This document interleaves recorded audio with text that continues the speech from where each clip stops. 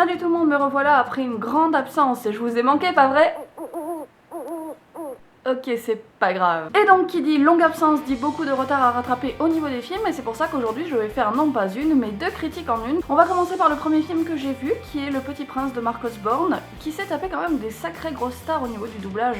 On retrouve par exemple Marion Cotillard, Vincent Cassel, André Dussolier ou encore Florence Foresti, qui sont quand même de sacrées grosses voix françaises. Ce film est donc une adaptation libre du Petit Prince, puisqu'en fait il ne choisit non pas de nous raconter l'histoire du livre, mais plutôt de nous raconter l'histoire d'une amitié entre une petite fille et un vieux monsieur.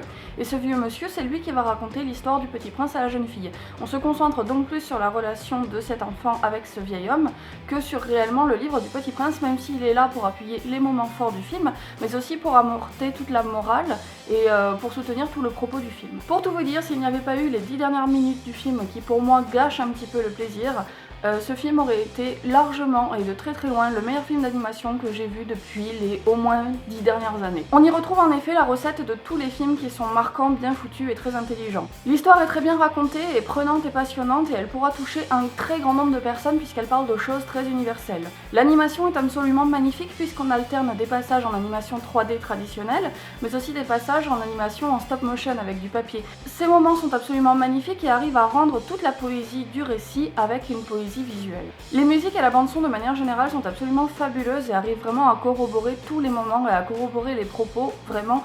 C'est un des premiers films d'animation où je vois une bande-son qui est aussi travaillée et qui est vraiment autant en adéquation avec le propos qui est raconté. Le propos, enfin, parlons-en. Comme je vous disais, les passages du Petit Prince sont là pour illustrer avant tout le propos qui est soutenu par le film.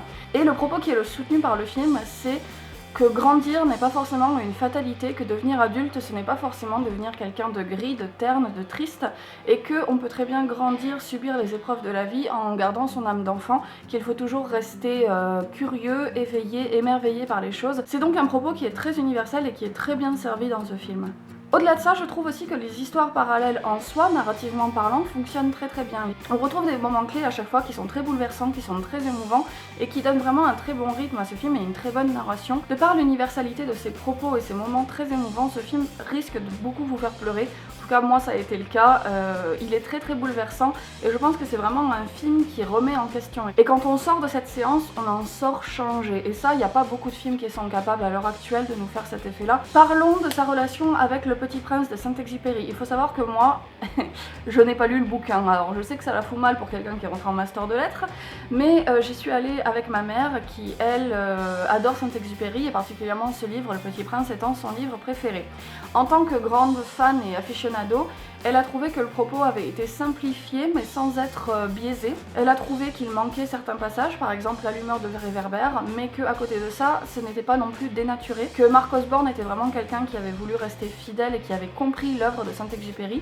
Elle trouvait que c'était une bonne manière de simplifier le roman de Saint-Exupéry qui n'est pas du tout simple et facile à aborder pour tout le monde. Et elle trouvait que c'était fidèle tout en étant simplifié, donc que c'était plutôt bien foutu et que l'histoire parallèle qui avait été créée par-dessus était plutôt intéressante et pertinente. Vous l'aurez donc compris, pour moi ce film serait vraiment parfait. Je lui aurais mis 10 sur 10 s'il n'y avait pas eu la fin. Et oui, je trouve que le dernier quart d'heure de ce film gâche absolument tout. À partir de maintenant, je vais devoir spoiler, donc si vous n'avez pas vu le film, merci de zapper, je vais vous mettre un timecode pour aller après la zone spoil. Je trouve en effet que l'idée de faire grandir le Petit Prince et de le faire devenir un ado stéréotypé, un personnage complètement comique, c'était briser totalement tout ce qui avait été fait auparavant. Je trouve que c'était complètement contre-productif. En fait, avec cette fin, j'avais l'impression que Mark Osborne, d'un coup, se rappelait qu'il faisait aussi un film pour enfants et qu'il devait donc rajouter le lot de comédie et de moments drôles et de moments très parodiques qui est son propre au film pour enfants.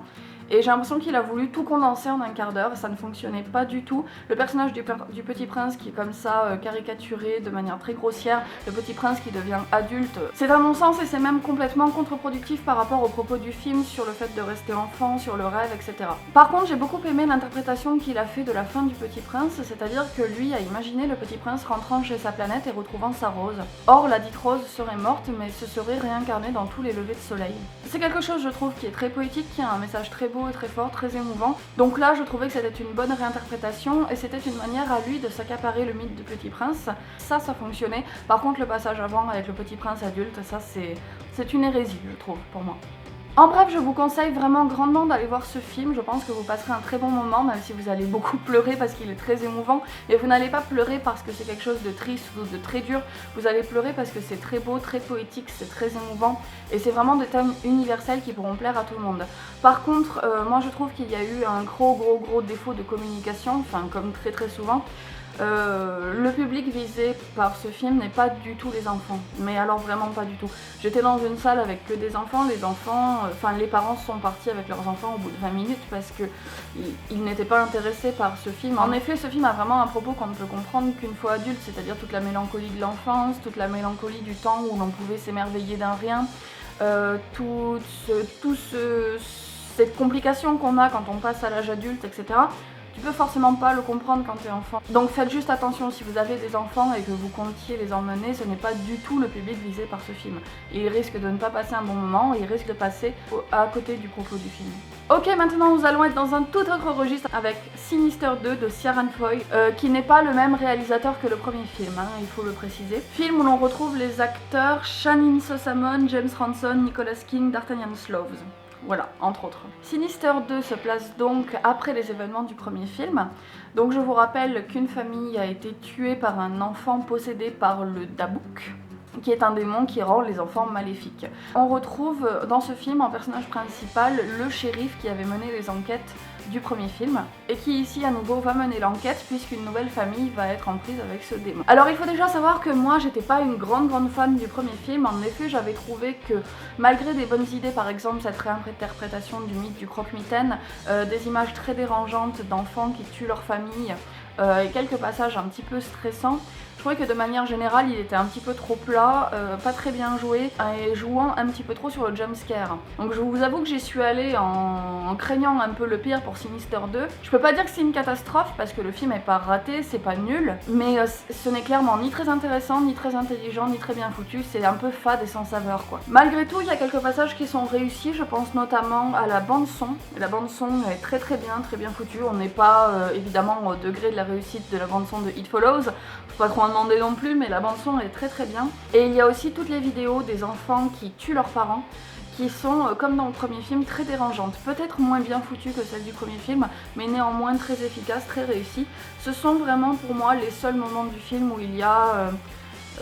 on sent qu'il y a de l'inventivité, de la créativité et on sent qu'il y a quelque chose d'un petit peu personnel. J'ai bien aimé aussi le fait que le réalisateur essaye de nous impliquer un peu dans la vie des personnages et prennent le temps vraiment pour nous les faire connaître. Ce ne sont pas comme dans beaucoup de films d'horreur des personnages qui sont lancés dans la nature à la va-vite et qu'on ne reverra plus jamais et qui n'ont aucune personnalité. Ici, malgré le fait que les personnages soient en grande partie des clichés, ils ont quand même une personnalité fouillée et quelque chose de plutôt intéressant qui fait que l'on s'attache à eux et que l'on éprouve une certaine empathie. En dehors de ça, le film ne montre jamais de personnalité, il n'est ni innovant, ni terrifiant, ni intelligent. Je pense que vous pouvez y aller entre amis pour vous marrer un bon coup, mais est-ce qu'on va vraiment voir un film d'horreur pour se marrer? Je pense que telle est la question.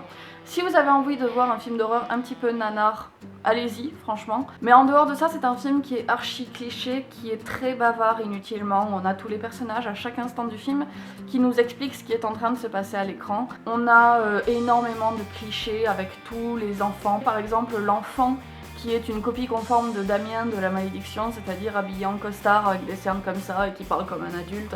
Ce genre de clichés qu'on voit depuis les années 80 dans le film d'horreur, ben là ils y sont. On a le cliché de la mère qui ne peut pas se débrouiller sans son mâle à ses côtés parce que c'est bien connu, une nana n'est pas capable de se débrouiller toute seule par elle-même. On a le cliché du shérif qui va save the day, qui est trop badass. Je peux vraiment pardonner aux films d'horreur d'avoir certains clichés. Je peux pardonner les clichés sur la religion dans les films d'horreur. Ici, ça ne nous est d'ailleurs pas épargné. Je peux pardonner les clichés autour des bruits de fantômes, etc. Je peux pardonner le cliché du jumpscare pourri où en fait on a trop peur et c'est un chat ou une souris ou un éléphant qui traverse l'écran. Mais là, il y a vraiment trop de choses dans ce film qui sont accumulées pour que je puisse passer à côté. On sent vraiment que cette accumulation de clichés n'est pas là pour faire une référence au genre, mais vraiment un signe d'une immaturité et d'une volonté de ne pas innover dans le milieu en fait. La fin de ce film est aussi archi bâclée, notamment par exemple avec une radio qu'on découvre aux 3/4 du film et qui n'est jamais exploitée. Tous les enjeux du film qui se résolvent d'une manière très rapide.